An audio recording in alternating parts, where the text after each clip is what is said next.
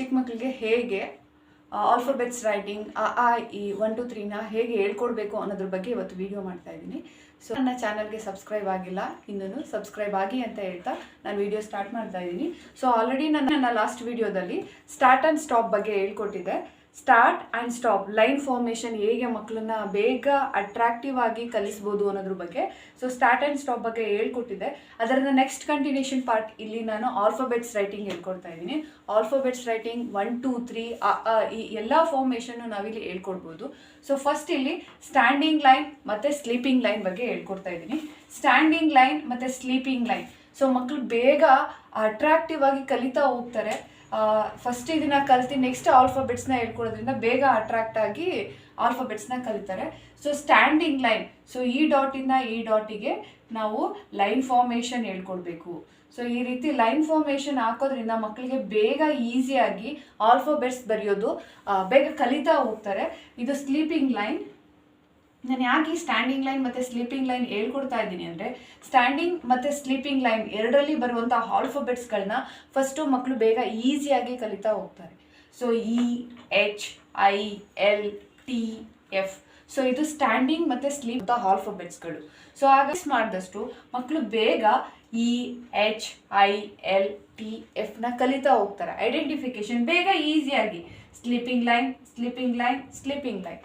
Next standing line. ಮಕ್ಕಳು ಬೇಗ ಕಲಿತಾ ಹೋಗ್ತಾರೆ ಆಲ್ಫಾಬೆಟ್ಸ್ನ. ನಾವು ಈ ರೀತಿ ಪ್ರಾಕ್ಟೀಸ್ ಸಡನ್ನಾಗಿ ಎ ಬರ್ದು ಸ್ಲ್ಯಾಂಟಿಂಗ್ ಬರಲ್ಲ, ಕರ್ವ್ ಬರಲ್ಲ.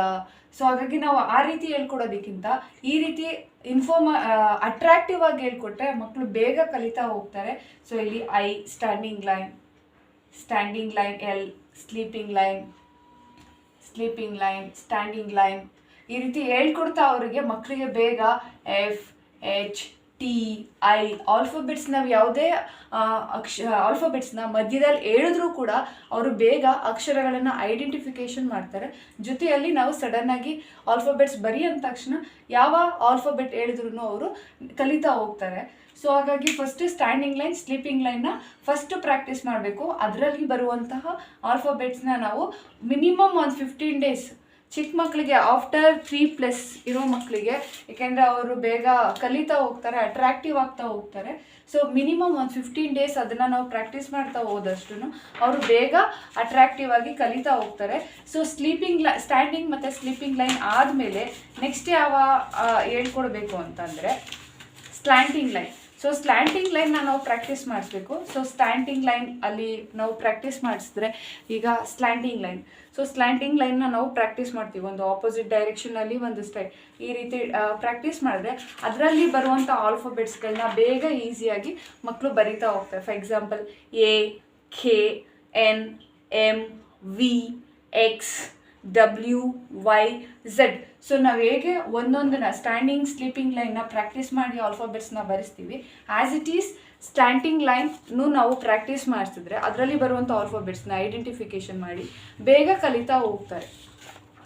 ನೆಕ್ಸ್ಟ್ ಇದು ಸ್ಟ್ಯಾಂಡಿಂಗ್ ಸ್ಲೀಪಿಂಗ್ ಸ್ಲ್ಯಾಂಟಿಂಗ್ ಆಯಿತು. ನೆಕ್ಸ್ಟ್ ಬರುವಂಥದ್ದು ಆಲ್ಫಾಬೆಟ್ಸ್ ಯಾವುದು? Curve alphabets.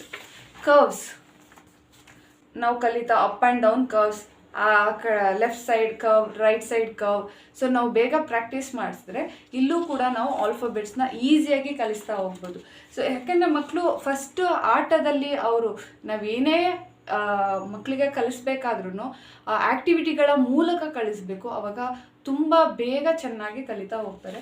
ಸೊ ಇಲ್ಲಿ ಕರ್ವ್ಸ್ ಆಲ್ಫಾಬೆಟ್ಸ್ ಯಾವ್ದ್ಯಾವ್ದು ಬರುತ್ತೆ? B, C, D, G, J, O, P, Q, R, S, U. So ಮಕ್ಕಳು ಬೇಗ ಈ ರೀತಿ ಕಲಿಯೋದ್ರಿಂದ ಆಲ್ಫಾಬೆಟ್ಸ್ನ ಬೇಗ ಈಸಿಯಾಗಿ ಐಡೆಂಟಿಫಿಕೇಷನ್ ಮಾಡ್ತಾ ಹೋಗ್ತಾರೆ. ಜೊತೆಯಲ್ಲಿ ಬೇಗ ಪ್ರಾಕ್ಟೀಸ್ ಮಾಡ್ತಾರೆ. Not only for the alphabets, ಇದು ಆಲ್ಫಾಬೆಟ್ಸಿಗೆ ಮಾತ್ರ, ಇಂಗ್ಲೀಷ್ ಆಲ್ಫಾಬೆಟ್ಸಿಗೆ ಅಂತ ಅಲ್ಲ. ಆ ಇಯಲ್ಲಿ ಆ ಕೂಡ ನಮಗೆ ಕರ್ವಲ್ಲಿ ಬರುತ್ತೆ. ಆನ ನಾವು ಕರ್ವಲ್ಲಿ ಬರಿತೀವಿ, ಕರ್ವ್ ರೀತಿ. ಸ್ಲೀಪಿಂಗ್, ಸೊ ಸರ್ಕಲ್ಸ್ ಈ ರೀತಿ ಕಲಿಸೋದ್ರಿಂದ ಬೇಗ ಮಕ್ಕಳು ಆಲ್ಫಾಬೆಟ್ಸ್ನಾಗಲಿ ಈ ಆಗಲಿ 1 2 3ನ ಬೇಗ ಕಲಿತಾ ಹೋಗ್ತಾರೆ. ಸೊ ಹಾಗಾಗಿ ನಮಗೆ ಅವ್ರಿಗೆ ಆ್ಯಕ್ಟಿವಿಟಿ ಮೂಲಕ ಕಲಿಸೋದ್ರೆ ಕುತ್ಕೊಂಡು ಓದಿ ಅಂತ ಹೇಳಿ ತುಂಬ ಪ್ರೆಷರ್ ಹಾಕಿ ಕಲಿಸೋದಕ್ಕಿಂತ ಆ್ಯಕ್ಟಿವಿಟಿದಲ್ಲಿ ನೆಕ್ಸ್ಟ್ ಕಿಡ್ಸ್ ಲರ್ನಿಂಗ್ ಏನು ಪ್ರೋಸೆಸ್ ತೊಗೋಬೋದು ಅನ್ನೋದ್ರ ಬಗ್ಗೆ ನಾನಿಲ್ಲಿ ನೆಕ್ಸ್ಟ್ ವಿಡಿಯೋದಲ್ಲಿ ತಿಳಿಸ್ತಾ ಹೋಗ್ತೀನಿ. Thank you.